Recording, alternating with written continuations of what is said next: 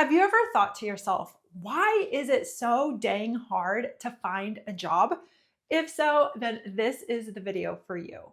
And I want to start off by letting you know that it is the system that is broken, not you. So I don't want you to question your worth or your value. I don't want you to think that your experience, your skills, and abilities aren't enough because they are. And in today's video, we're going to talk about the ways in which the hiring process is broken. But more importantly, we're going to talk about ways that you can be successful despite that. Hi, I'm Laura, and I'm here to take your job search from stressful to successful. Now, the first point is that you were never taught how to strategically job search. I don't know about you, but I never had a formal class on job searching in either high school or college.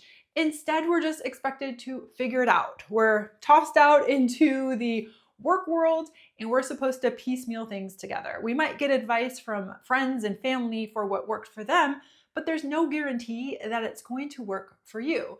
So you find yourself blindly applying to jobs, checking the job boards constantly, hoping that an opportunity pops up that you're qualified for. But there is a better way, and that is to be strategic. And that is to think of each step of this process in a way that moves you forward. Because trust me, there is a way. And it starts with getting clear on what it is that you want. And then connecting with other people to learn and to grow and to open doors that are closed to the people who are just looking at job boards. It's crafting a resume that shows specifically your unique impact. It's being strategic in interviews. It's following up with intention. And I know it's a lot, but there are some great resources out there for you. And I'm going to give you a few recommendations right now. The first two are books that I highly recommend.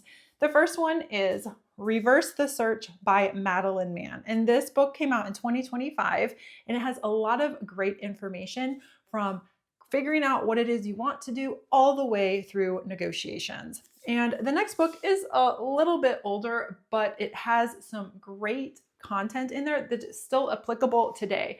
And it is called The 2-Hour Job Search by Steve Dalton. So these two books I personally have read, and I really respect both of the authors. And also, there are a plethora of videos out there, including my own. So feel free to go through my past videos. But whoever you're getting your information from, make sure that they know what they're talking about. I know there are creators out there who have worked for a year or two and say, hey, I found a job. I can help others get a job.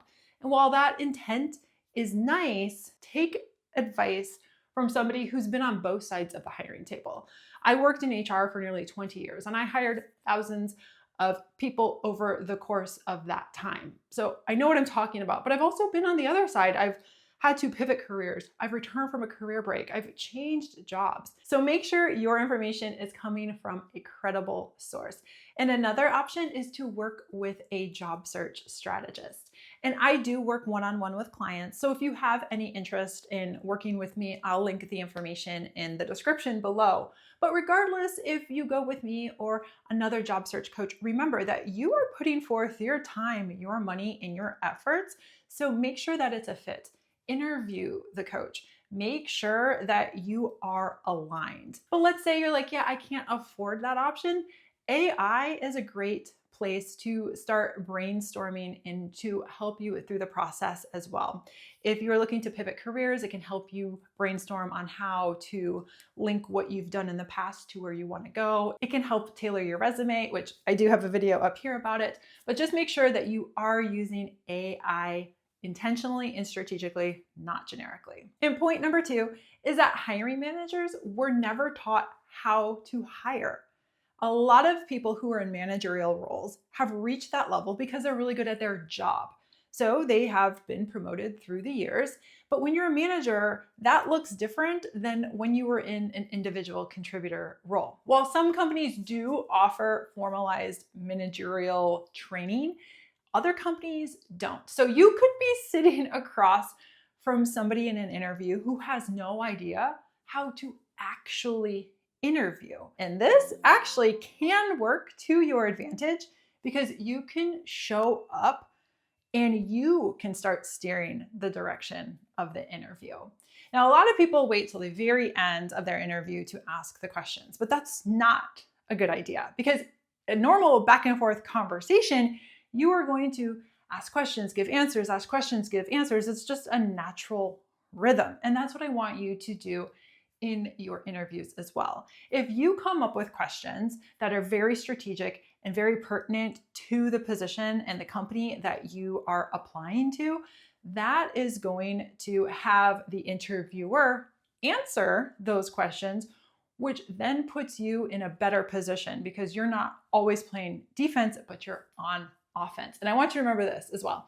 If you are in an interview, that means that they have already seen something in you. So let that give you confidence. Don't think that you have ceded all power when you walk into an interview, because that is not the case.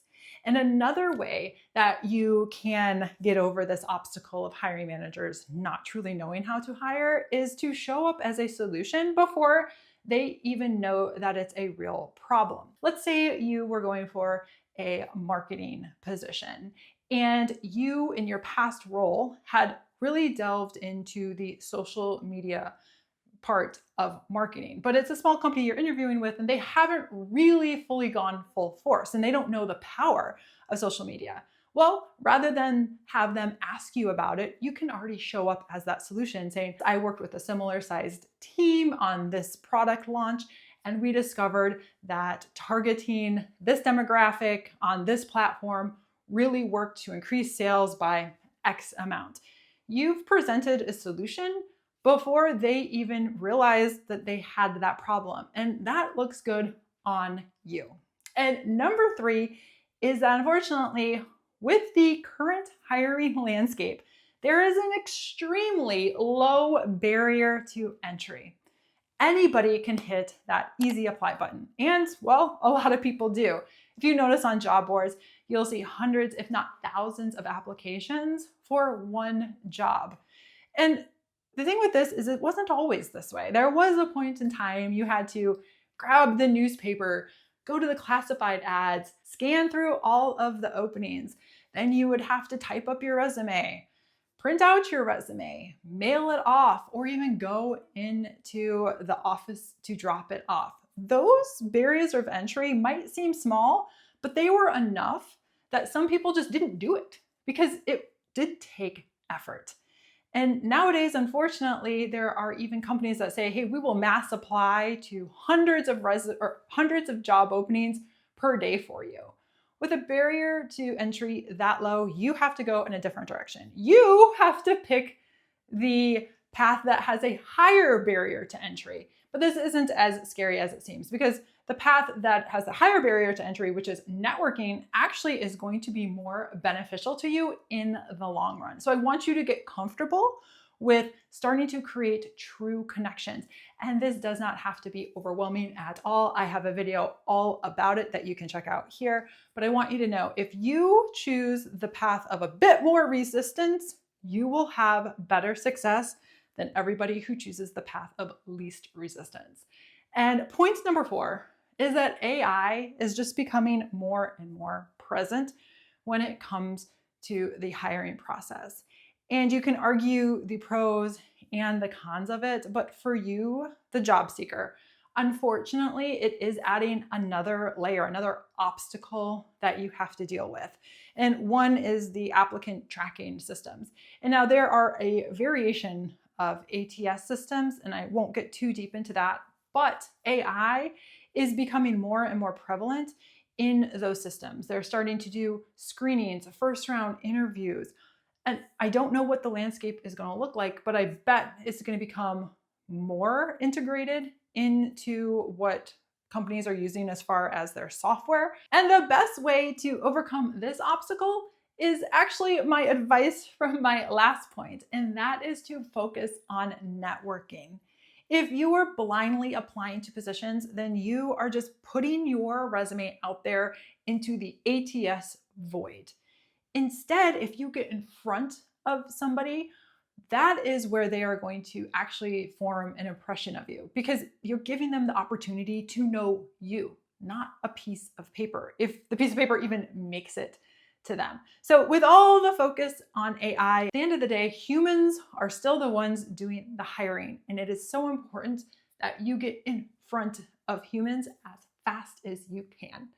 And the fifth point, the one that you have the most control over, is avoiding the doom and gloom headlines. This is one of the biggest obstacles because it messes with your mindset. You just see headlines everywhere. The job market is tanking. AI is taking over all of our jobs. Mass layoffs here. This person's applied to 500 jobs and hasn't gotten a call back. Well, you know what? All of those people, all of those situations, that is not your situation. And the more negativity you bring in, the harder it is for you to have that positive, yes, this is doable mindset. And that's just human nature, right? We know, unfortunately, that negative news is what sells. So that's what they're going to put out there. And I'm not saying that it's not challenging, but it is doable. And there are people landing job offers even when all of this is going on. I worked through 2008 when things were really bad, and our company still had to hire, as well as many other companies. So there are opportunities out there, and I want you to surround yourself by positive people, people who have gone before you in their journeys that you can lean on, that you can learn from. Because ultimately, when you are surrounded by people who are like go-getters and people who encourage you, that is going to be far more beneficial for you in your job search. And if you are looking for more tips to level up your job search, check out my video here.